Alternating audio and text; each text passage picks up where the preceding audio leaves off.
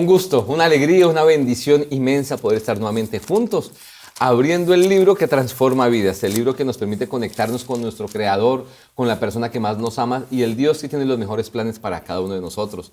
Así que bienvenidos a su programa Lecciones de Esperanza, su servidor Gabriel Moreno, quien tiene el privilegio de acompañarlos en esta linda experiencia de conocer un poco más los planes de Dios.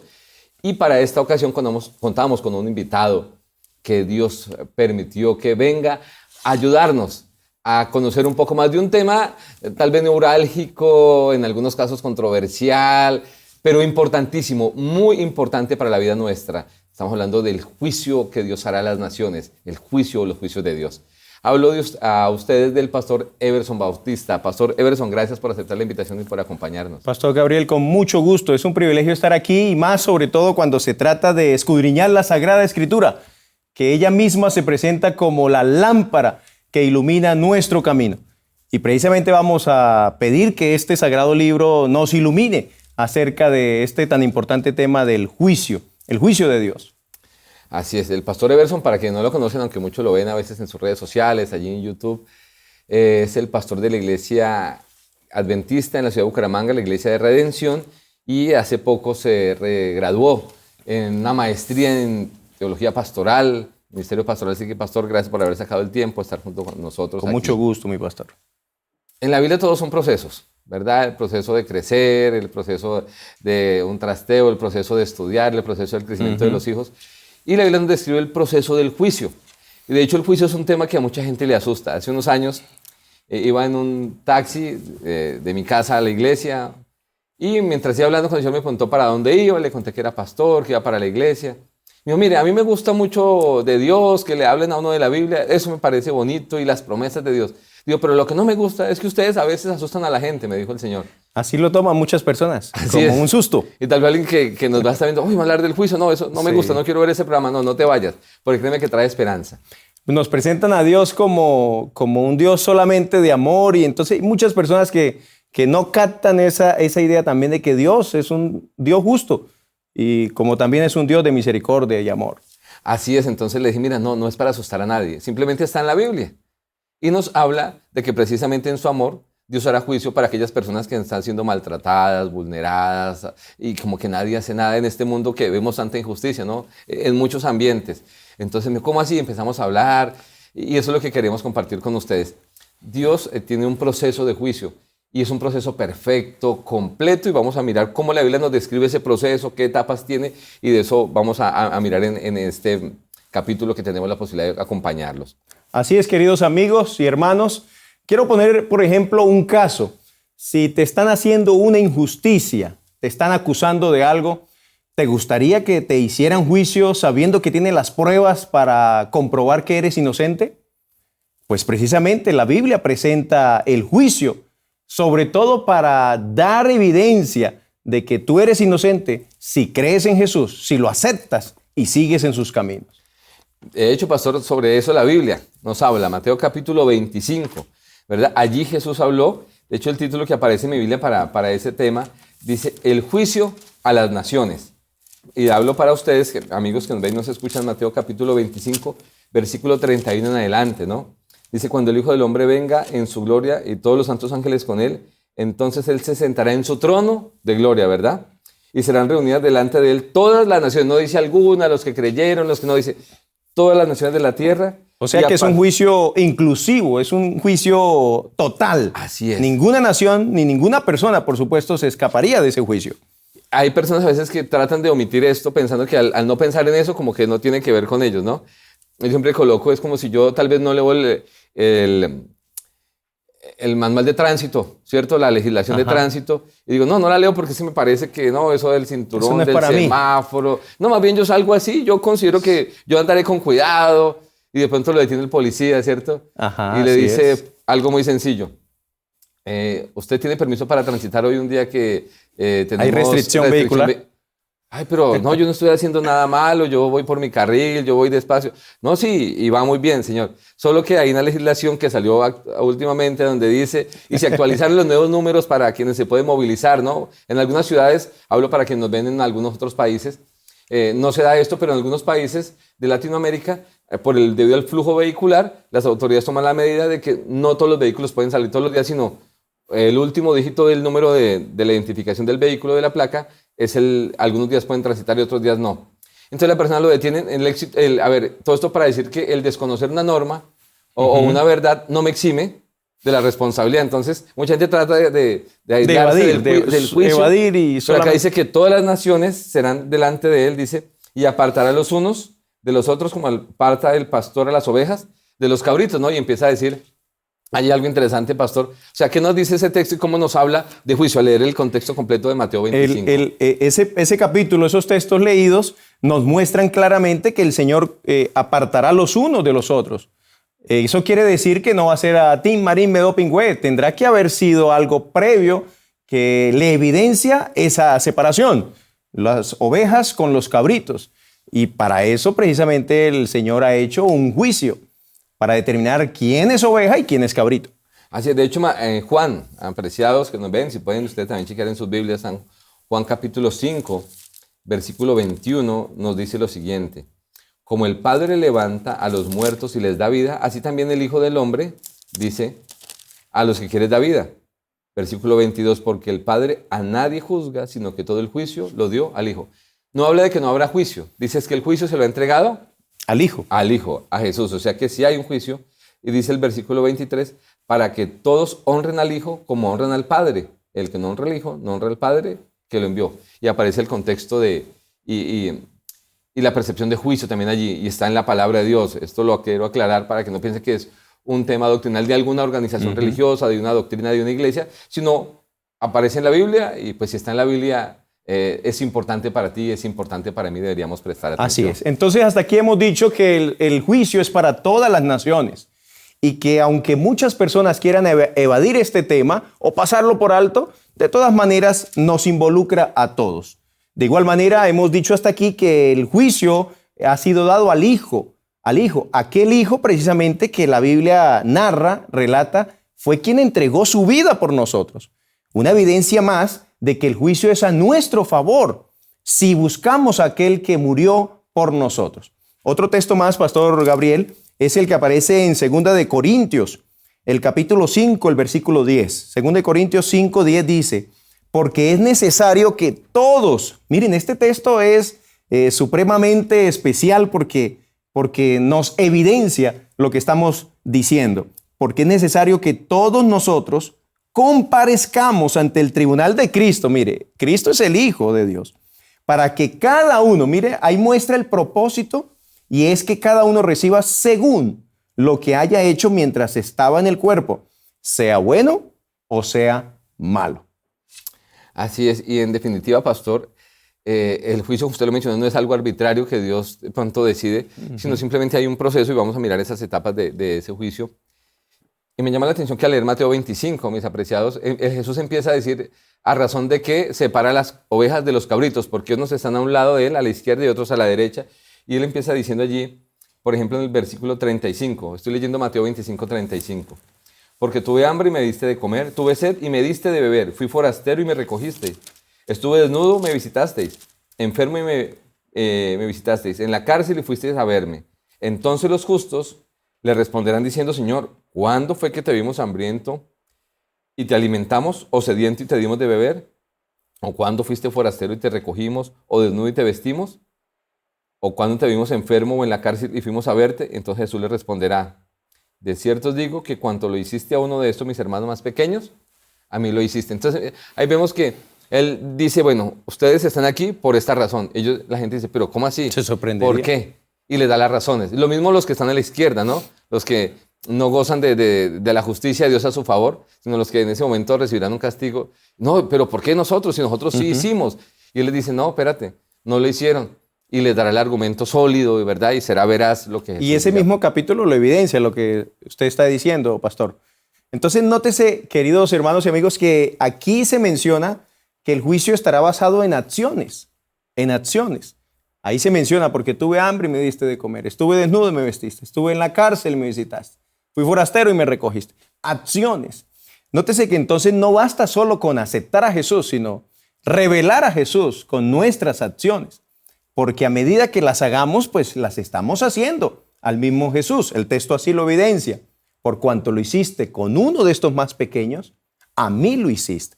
Es pensar en la vida que todo lo que hagamos debemos direccionarlo en agrado al Señor y como si fuera para Él mismo. De hecho, en relación a lo que usted menciona, uno de los textos que habla de esos libros es Daniel 7, capítulo 7, versículo 10, leeré para ustedes, dice una parte del proceso del juicio, dice, vamos a leer 9 y 10. Estuve mirando hasta que fueron puestos tronos y se sentó un anciano de días. Su vestido era blanco como la nieve, el pelo de su cabeza como lana limpia. Y su trono llama de fuego. Y su trono llama de fuego y fuego ardiente, las ruedas del mismo también. Un río de fuego procedía y salía delante de él. Miles de miles lo servían, millones de millones estaban delante de él. Y luego dice, el juez se sentó y los libros fueron abiertos. Leí Daniel 7, 10 para ustedes. Y son precisamente esos libros.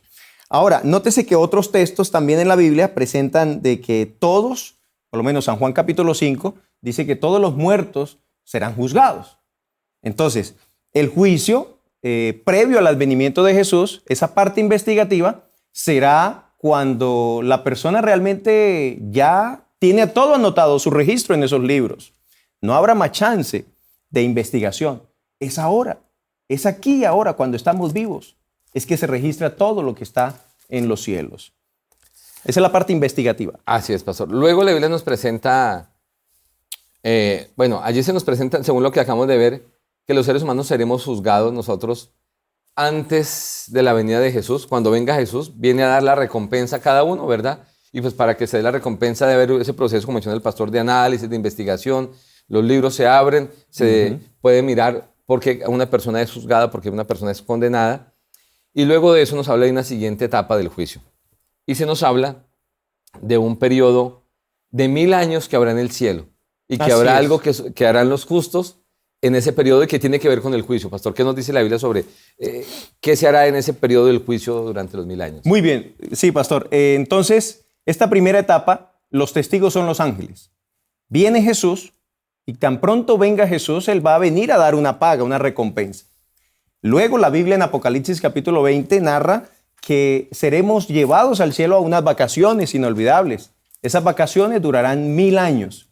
En esos 1000 años, textos como por ejemplo 1 Corintios 6, 2 y 3, Apocalipsis 20, 4 al 6 y 11 al 13, nos dice qué estaremos haciendo en esos 1000 años en el cielo.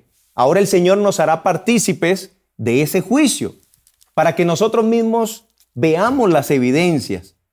Y esas evidencias están ahí escritas en los libros que hay en el cielo. De hecho, pastor, quiero leer para ustedes, para que pues es un tema tan importante que es bueno que tengamos el fundamento bíblico. Dice Apocalipsis 20, 11 en adelante. Vi un gran trono blanco y al que estaba sentado en él, delante del cual huyeron la tierra y el cielo y ningún lugar se halló para ellos. Vi los muertos grandes y pequeños de pie ante Dios. Los libros, vuelvo y repite, los libros fueron abiertos. Y otro libro fue abierto, el cual es el libro de la vida, como mencionó el pastor hace un momento.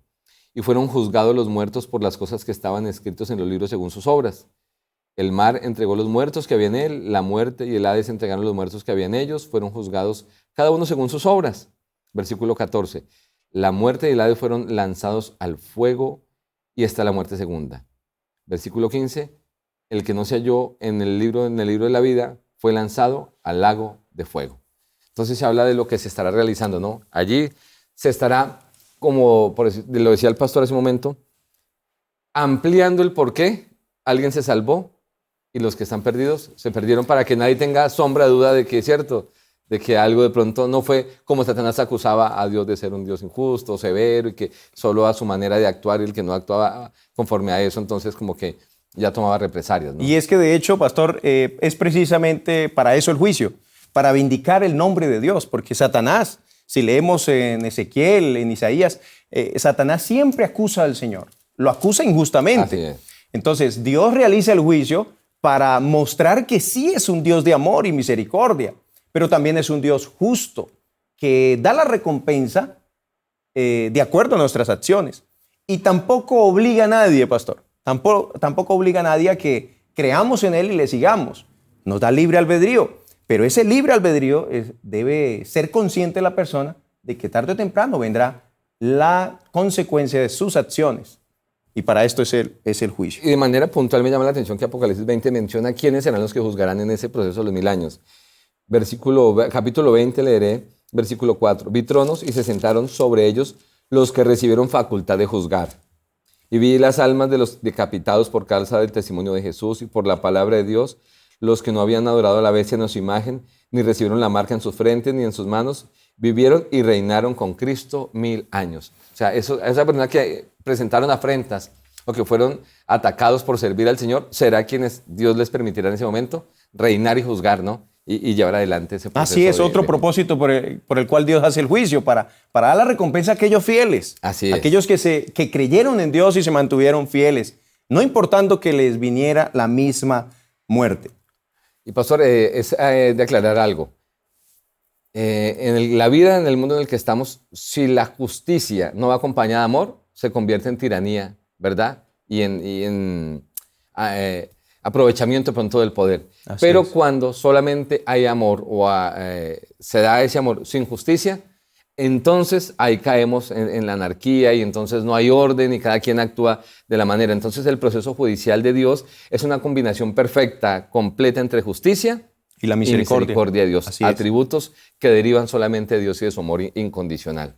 Y ahora, pastor, la Biblia nos presenta una última etapa, la etapa final de esto, y es la etapa ejecutiva del juicio. O sea, una parte antes de la venida de Jesús, otra después de la venida de Jesús durante los 1000 años, y esa parte final. ¿Qué nos dice la Biblia sobre esa última etapa del juicio, pastor? ¿Cómo es? Es precisamente el momento cuando el Señor, pasados los 1000 años, que narra Apocalipsis 20, la Biblia relata que descenderá nuevamente del cielo con la santa ciudad y en ella los redimidos. Recuerden que 1000 años atrás, según lo que dice la Biblia, habrá llevado Jesús a los redimidos al cielo para incluirlos en esta parte de comprobar por qué unos se perdieron y otros se salvaron.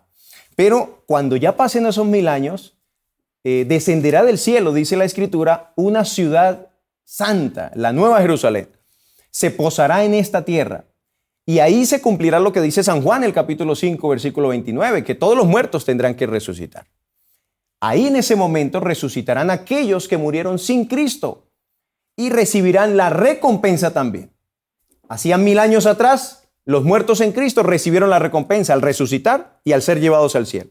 Pasados los 1000 años, desciende ahora la Nueva Jerusalén con todos los redimidos y resucitarán los muertos sin Cristo, aquellos que no aceptaron a Jesús. ¿Resucitarán para qué? Para recibir su recompensa. Recordemos que uno de los textos que leímos fue que todos tendremos que comparecer ante el tribunal de Cristo. Resucitarán para ver con sus propios ojos la recompensa de sus acciones, la recompensa de sus decisiones, de no haber aceptado a Jesús, de no haber aceptado lo que este libro dice y de no haberse preparado para el reino de los cielos. De hecho, pastor, ahí en eso que usted menciona, la Biblia menciona un término en Apocalipsis capítulo 20, versículo 14, dice: la muerte y el Hades fueron lanzados al fuego, esta es la muerte segunda. Y alguien puede decir, ¿cómo así que una segunda muerte? ¿Alguien puede morir? La Biblia hace referencia a ese término porque hay gente que muere esperando la venida de Jesús, ¿verdad? Con esa esperanza. Y entonces no sufrirán la segunda muerte, sufren una primera muerte física que será un sueño para luego ser levantados por Dios. Pero cuando la Biblia habla de la segunda muerte, que es a la que deberíamos tenerle miedo, es esa muerte definitiva cuando Jesús venga, todo se ha esclarecido y que muera la segunda vez es porque su elección fue alejarse de Dios. Y de hecho, hay una autora cristiana, Elena White, que menciona algo muy interesante en un libro que le recomiendo, El conflicto de los siglos, en la página 531. Dice: el destino de los malos queda determinado por la propia elección de ellos. Su exclusión del cielo es un acto de su propia voluntad, o sea, ellos se excluyen del cielo. Y también dice, y es un acto de justicia y misericordia de parte de Dios. O sea, si Dios los lleva a la fuerza al cielo, ellos no serán felices, ¿verdad? Así es, se van a aburrir en el cielo. Así es. Entonces, al ser destruidos los pecadores, eso es contrario a la mala o a la errónea creencia de un infierno que arde por la eternidad. Lo que dice la Biblia es que Dios le dará un castigo puntual a los que se apartaron, serán destruidos y recibirán un castigo equivalente a su maldad, pero serán destruidos y ahí terminará. Y así como el pecado tuvo un comienzo, tiene un fin, y eso lo marca. Y ahí terminará todo. Así es, pastor. Pastor, me hace pensar en algo muy diciente, y es que si hay alguien que en este momento está pensando, bueno, ¿y por qué un Dios de amor viene a castigar y a matar? Yo quiero también dar claridad a esto, y es que el Señor no va a venir a destruir a los pecadores. El Señor va a venir a destruir el pecado. El pecado que es el que nos causa dolor. El pecado es el que trajo la muerte, trajo el sufrimiento, trajo la enfermedad. Es el pecado el que nos separa de Dios. Es el pecado el que nos hace tomar malas decisiones. Entonces, pasados esos 1000 años del cual habla la Biblia, el Señor va a venir a derrotar y a erradicar por completo y de raíz el pecado. Pero resulta que el ser humano, al estar separado de Dios, al tomar decisiones que no van acorde a la luz que ilumina nuestro camino, que es la Biblia, el ser humano ha abrazado tanto el pecado, lo ha abrazado de tal manera que no quiere soltarse de él. Y aunque pase lo que pase, está amarrado al pecado, lo abraza y lo abraza. Cuando venga el Señor, pasados esos 1000 años, con la nueva Jerusalén, dice la Biblia que va a descender fuego del cielo. Y ese fuego será utilizado para purificar el pecado.